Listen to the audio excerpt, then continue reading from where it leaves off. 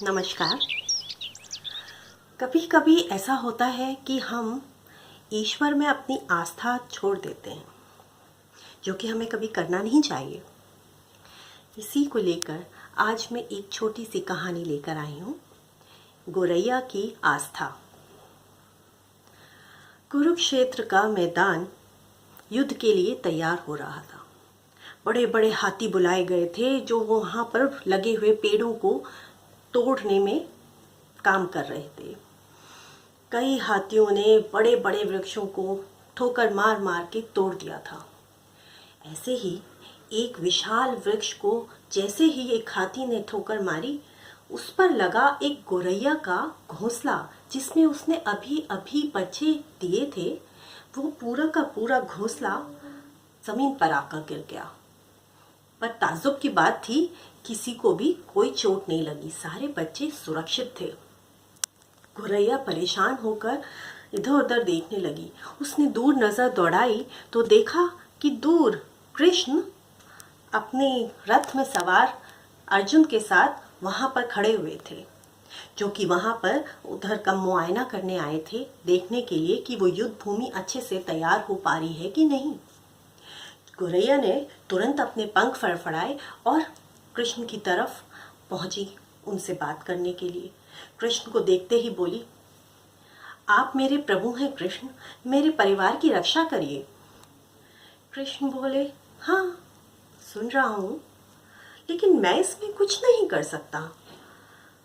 गोरैया बोली, नहीं प्रभु, आप ही मेरे अन्नदाता हैं, आप ही सब कुछ हैं, आपको मेरे परिवार की रक्षा करनी ही होगी।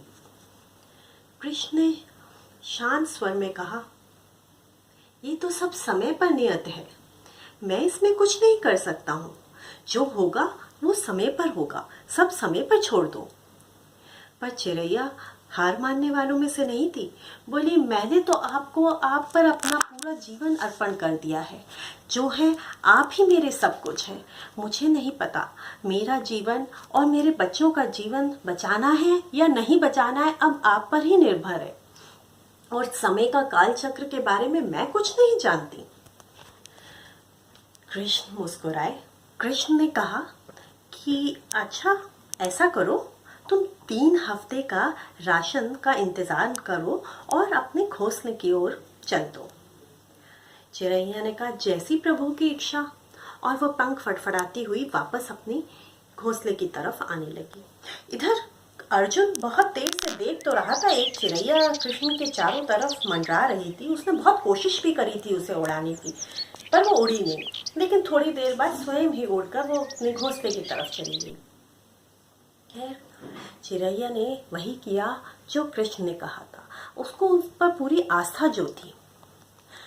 2 दिन बाद जब पूरी युद्ध भूमि तैयार हो चुकी थी और युद्ध शुरू होने वाला था, कृष्ण अपने रथ पर हो सवार अर्जुन के साथ आते हैं।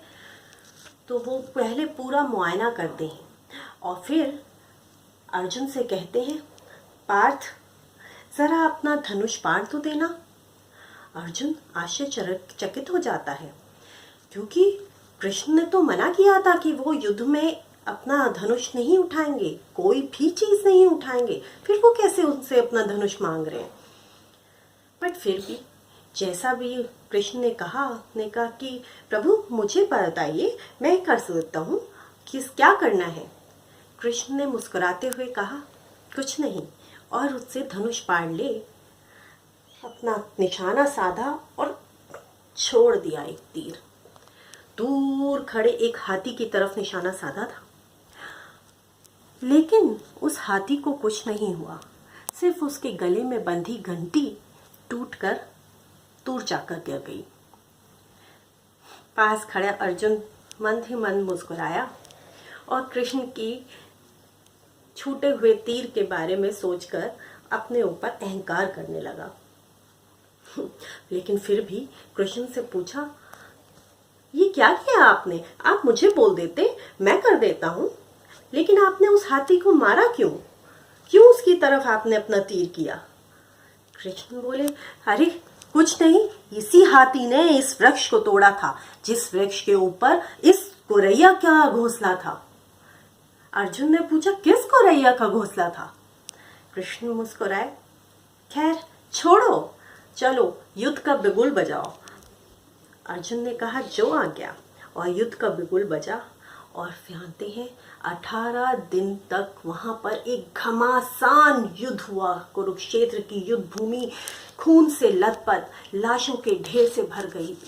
हर तरफ घोड़े, हाथी, लोग और सैनिक और न जाने कौन कौन की लाशें बिखरी हुई थीं। पूरी युद्ध भूमि लहूलुहान थी। पांडव युद्ध जीत गए थे और 18 दिन के युद्ध के बाद युद्ध समाप्त हुआ। समाप्ति के बाद कृष्ण और अर्जुन वापस युद्ध भूमि की तरफ आए, लाशों के ढेरों को देखने के लिए, वहाँ साफ सफाई करने के लिए। चलते चलते कृष्ण ने अचानक अपने आप को रोका और अर्जुन से कहा, पार्थ ज़रा एक काम तो करना, ये जो वहाँ पर वो घंटी पड़ी हुई है ज़रा उसे उठाकर अलग तो रख देना। अर्जुन को बड़ा आश्चर्य हुआ कि इस युद्ध भूमि में इतना काम पड़ा है करने के लिए और कृष्ण एक नन्ही सी घंटी के बारे में पूछ रहे हैं, इसे अलग हटाने को कह रहे। पर ठीक है, उन्होंने बोला है तो कर देता हूँ।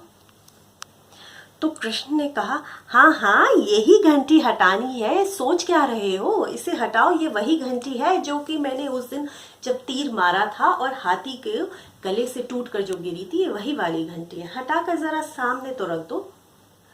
अर्जुन ने वो घंटी उठाई। उसने जब वो घंटी उठाई तो उसका जीवन बदल गया उस दिन के बाद। जानते हैं उस घंटी के नीचे क्या था? उस घंटी को उठाते ही उसमें से 1, 2, 3, 4 नहीं 5 चिड़ैया उड़कर बाहर निकली। 4 छोटे बच्चे और 1 माँ, वो सब वहाँ से उड़ते हुए गए, कृष्ण के चारों चक्कर लगाए और वहाँ से दूर चले गए। जब अर्जुन ने देखा तब उसे समझ में आया सारा खेल।